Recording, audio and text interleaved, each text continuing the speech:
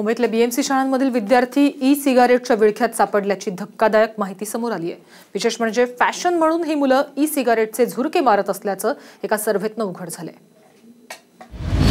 विद्यार्थ्यांना ई सिगारेटचं व्यसन, फॅशन म्हणून मारतायत सिगारेटचे झुरके। बीएमसी शाळांमधला धक्कादायक प्रकार। ज्या वयात हातात पेन पेन्सिल घेऊन उज्ज्वल भविष्यासाठी बाराखडी गिरवणं अपेक्षित आहे, त्याच वयात काही मुलं आपल्या हातात ई सिगारेट घेऊन आयुष्य अंधकारमय करतात।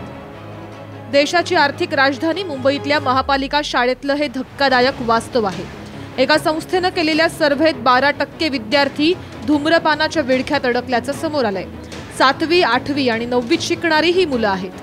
सिगारेट तुम्ही जर बघितली असेल तर ते थोडंसं म्हणजे असं काहीतरी नवीन खेळणं आल्यासारखं मार्केटमध्ये आलेलं आहे। त्यांना ते ग्लॅमर वाटतं, त्यांना काहीतरी ते एक असा कूल फॅक्टर असल्यासारखं वाटतं।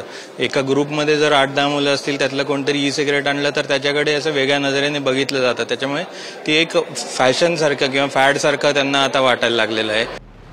संस्थेच्या सर्व्हेनुसार 43.7% विद्यार्थी स्टेटस सिम्बल म्हणून, तर 28.8% विद्यार्थी एन्जॉयमेंटसाठी आणि 9.3% विद्यार्थी हे कुतूहलापोटी, तर 7% विद्यार्थी हे ताण दूर करण्यासाठी व्यसनाधीन झाल्याचं उघड झालंय।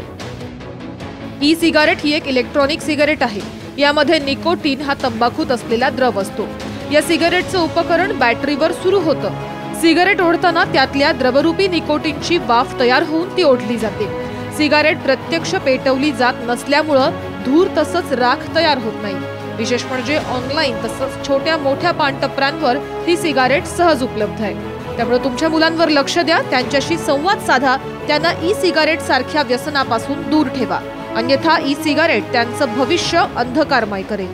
रामनाथ दवणे, साम टीव्ही, मुंबई।